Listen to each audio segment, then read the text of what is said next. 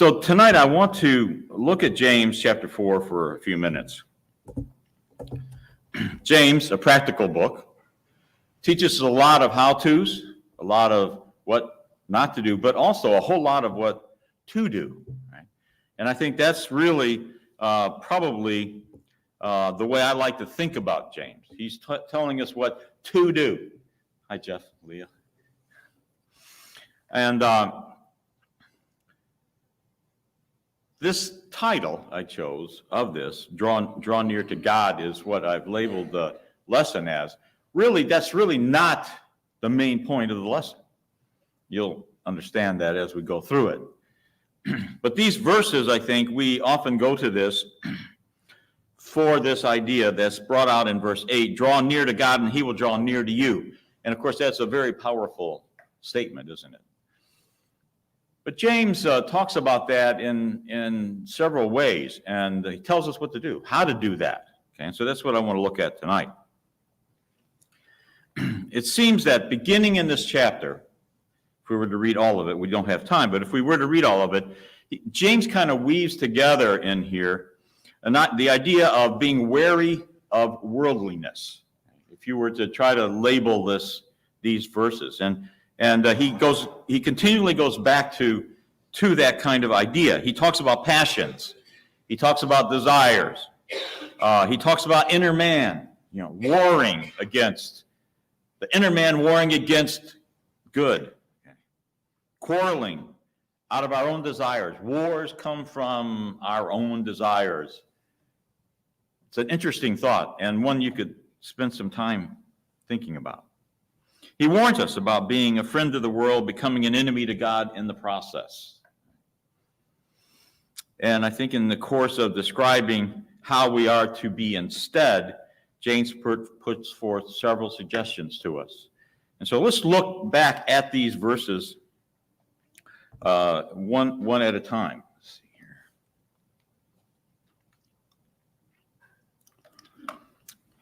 In the first verse, he calls out two important words, proud and humble.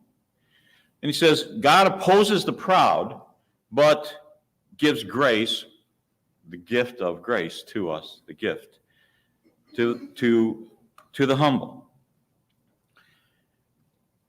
When you think about the word proud, what comes to your mind? We might, simply put boasting, someone that's egotistical and things such as that. And that certainly is part of, I think, that word, proud. But God's involved in this statement. So God opposes the proud. And I think we'll find that God means don't be prideful and not obey him, right? And that not obeying him is mostly what he's talking about here. Although the verses after verse 10 talk about how we, deal with each other, and yes, we are not to be proud, haughty to one another. Clearly that's taught. What does the idea of proud, mean to you? If you look it up, if you look at Strong's, it says showing oneself above others. Okay, well, the other in this case is we are showing ourselves above God by not listening to him, okay? By not obeying him. We take the preeminent place, if you will, and I think we know in our interactions, we kind of know what that looks like. What's it look like, though, between us and our God when we try to take preeminence over him?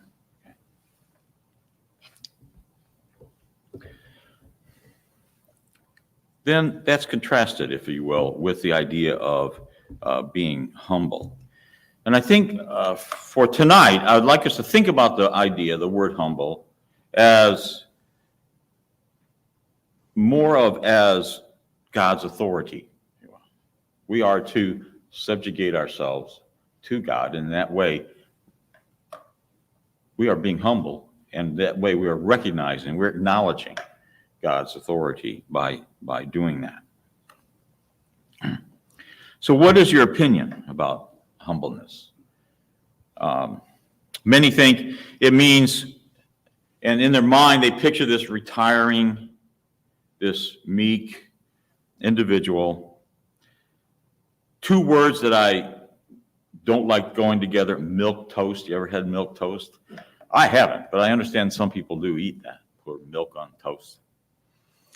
But the idea is something weak, mushy, okay, no backbone. And I think that if that is our idea of this, that we couldn't be further from the truth. And we'll see that as we go through these few verses that we read. Yes, we're not to think more highly of ourselves than over someone else.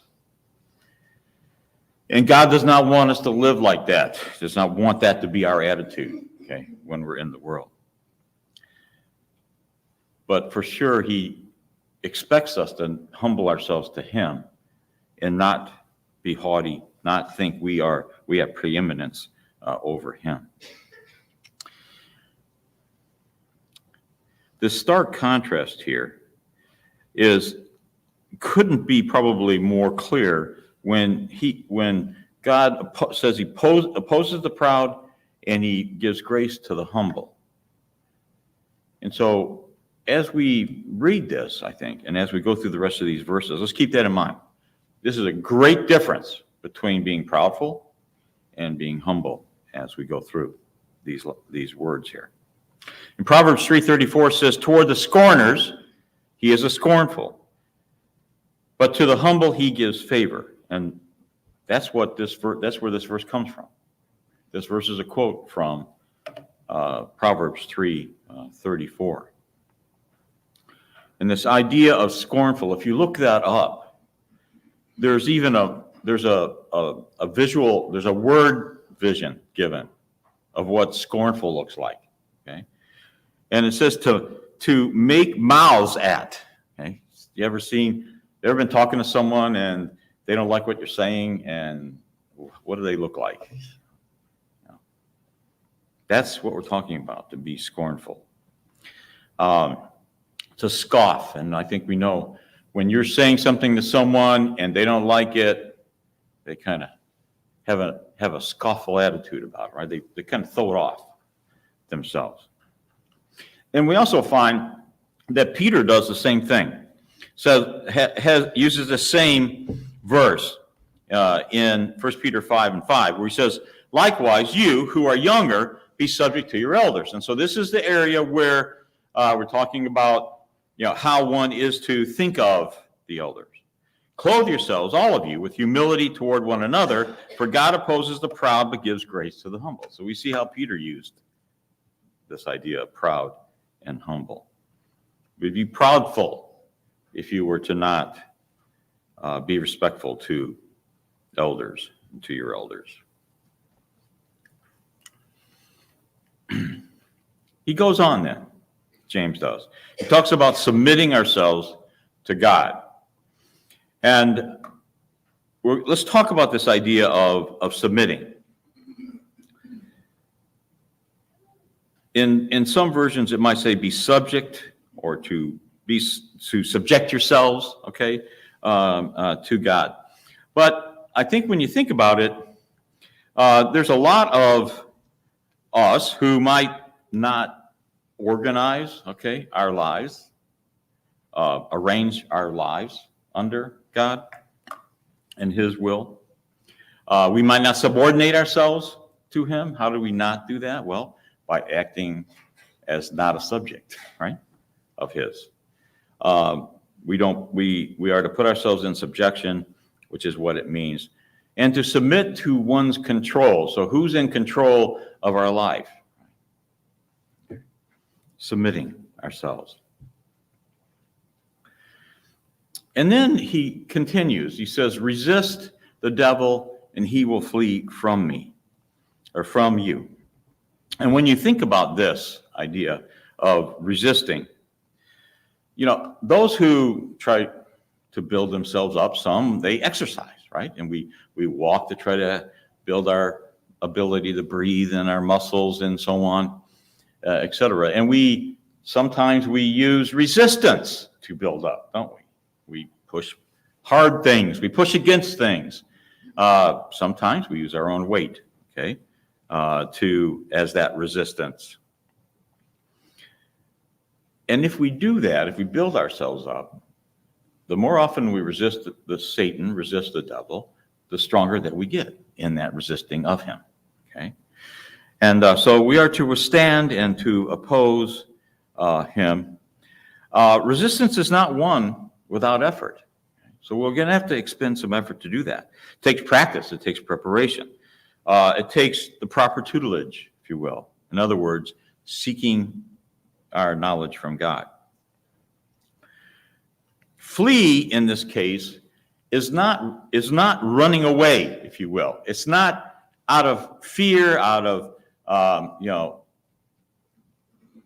kind of randomly running from things that we might have to face. But instead, it's more an avoidance of things. In other words, not putting ourselves in a place whereby we are subjecting ourselves, not to God, but instead to temptation. We're subjecting ourselves to Satan, in this case, the devil. So it's to avoid by flight. And often it's something that is abhorrent to God, or in this case, some vices or whatever. And we know that there are a lot of things and places that we need to not put ourselves in, if you will, to avoid or to be able to resist Satan.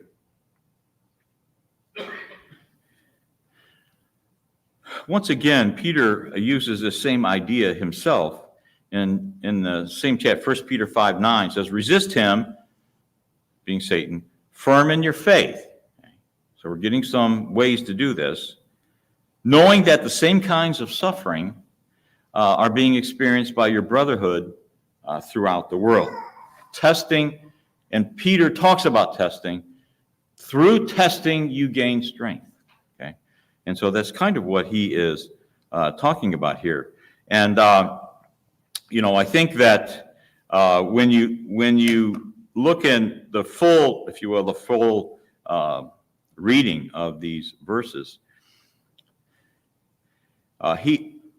this idea of being firm in your faith is the same kind of idea, I think, as having a backbone, a spiritual backbone, if you will, that can push back, that can support the resistance that you're meeting, right, from Satan, that you can offer resistance to Satan, and because of your faith. Okay. And then we come to verse 8, where he says, draw near to God, and he will draw near to you. In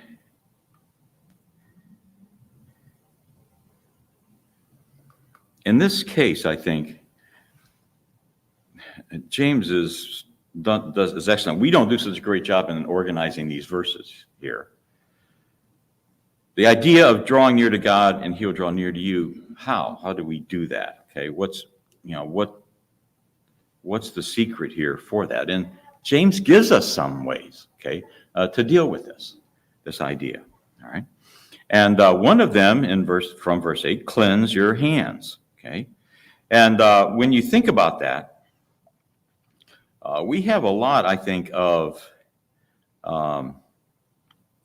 situations in the Bible where we see this used. Okay, and so some in a good way, some not. You see, it's symbolic of cleansing our deeds. Okay, so you see the priest going through a ceremonial washing before they go into the tabernacle, and then if they fail to do that, they could die because of that.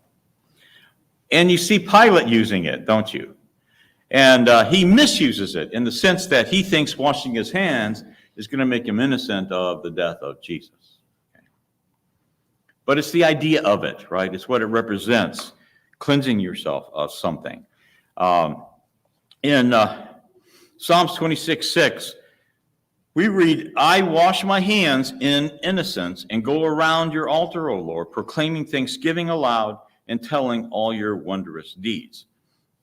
They were not to go around. They were not to even be near the altar if they were not cleansed, right? Especially the priests of the time. In Isaiah 1, 15 to 16, we read, I think, the symbolic use of it in an inverse way. When you spread out your hands, I will hide my eyes from you. Who is saying that? Well, this is from God. Okay? This is meant to be God saying this to Israel at the time. When you spread out your hands, well, why would you do that? Well, you're asking something of them, right? You're asking something of God. But God says, I'm going to hide my eyes from you. Even though you make many prayers, I will not listen. Your hands are full of blood. Wash yourselves, make yourselves clean, remove the evil of your deeds from before your eyes, and cease to do evil. So the idea of symbolically washing your hands is to clean up your life, right? Is to cleanse your life, to prepare yourself to be innocent, if you will, before God. So that's one of the things that we have to do. The other he points out, we need to purify our heart. And Matthew 15, verse 19 tells us this. He says, for out of the heart come evil thoughts. And so what do we need to pure? Well, we need to purify our minds, right? Our hearts. Biblical heart is our minds. So from them come things like murder, adultery, sexual immorality, theft, false witness, slander. In other words, we have to cleanse those out of our minds so that we don't engage in them, right? So draw near to God involves these kinds of changes, if you will, in our lives to be able to do that. And we'll talk a little more about what that looks like. Okay, in 1 Peter 1:22, having purified your souls by your obedience. And so one is we are to cleanse our mind. Now we read that we are, I think, to obey. Through obedience, we purify our souls. Okay, for a sincere brotherly love one another earnestly from a pure heart. So let's look at this for a minute, because I think what this is telling us is love springs from a pure and clean heart. That's the kind of love that God gives to us and that he wants back from us to him. Okay. Having a devious or envious heart is not one that is earnest. And so let's look at, let's play these words off of each other, if you will. Sincere, being unfeigned, undisguised. I think we know what sincere looks like, don't we? You're all in, you're committed. There's no, there's no double-mindedness, okay, that he points out. All right, and so your singleness of mind in what you're trying to do and what you're offering. And then when you look at the idea of earnest, the actual word means to stretch out the hand. And I think in that way, when you offer, we kind of make that more casual, I think, nowadays, the shaking of your hand and so on. But it's really meant to demonstrate, your earnestness in whatever you are saying, whatever you're talking to someone else about, whatever you were engaging with someone else in, etc. There's a fervency, if you will, to it, right? To what we're doing. And so we're to purify our hearts so that we can draw near to God. And then he ends verse 8, talking about not being double-minded, not saying one thing and doing another. Or, when we're kids, one of the things we do sometimes is what? We cross our fingers, when we're telling somebody something, right? And I know that's a little silly sounding, but that's kind of what we do sometimes as an adult, is it not? We know when we're saying something to someone that is not what we're going to do. Right? And that's what some of the things that we have to avoid if we want to draw near to God. Well, let's look at these two words together. Being sincere and to be earnestly involved in something. And so we are to remove malice, ill will, ill content, ill desires for someone else. Sometimes you hear someone's good fortune, you kind of in your mind, wish that hadn't happened for them. Or we lie or whatever to try to get our way in some situation that ends up hurting someone. You don't use this word very often, but subterfuge, okay, where you are trying to avoid, if you will, telling the truth. You're laying out a line to someone, but it's not true. It's not accurate. It's not real. We use this a lot, underhanded, right? Underhanded means similar. So underhanded would be the opposite of shaking someone's hand, okay? Because you are instead trying to tell a lie, if you will. And then we know pretentiousness, okay? What's involved, being to pretend, right? So if we're pretending something, we acting, okay? The word actor, what's it the Bible say about acting? It's hypocrite, right? That's the word for acting, hypocrite. And so that's what we're trying to avoid if we want to draw near to God. So before we get to verse 10, which talks about us humbling ourselves, let's look at 9 real quickly. This idea of be wretched and mourn and weep. Sometimes when the Bible says something, don't you have to kind of stop and see how does that fit into these paragraphs here? God wants us to be wretched, to mourn and to weep. Yeah, he does. Concerning the sinful life we might be living, right? Let your laughter be turned to mourning and your joy to gloom. How are we living our life? Literally, these words mean to endure misery, okay? To endure misery. Mourn over the wretchedness of our sin, okay?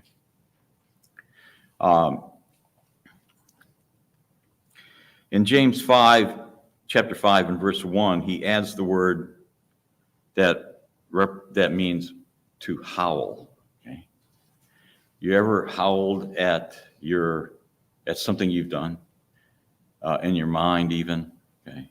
Where you feel so low, it's moved you so much that all you can do is howl, physically howl about this. So we are to replace our laughter in our present condition, if it is in sin, and mourn its impact, if you will, on our soul. This idea of being afflicted, there's three ways of looking at these words. Be afflicted, literally, grieve, wail. Okay, have you ever wailed about something that you've done? To sob, literally. Okay. So we are to replace our laughter in our present condition with mourning for its impact to our soul. And then James talks about humbling ourselves, right? Previous verse talks about being wretched, mourn, and weep. Verse 10 talks about humbling ourselves and being exalted.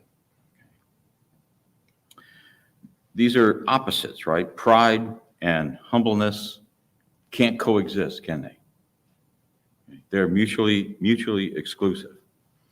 And I like before we read this, I like the King James Version of Proverbs 16, verse 18, where it says, pride goeth before destruction and an haughty spirit before a fall.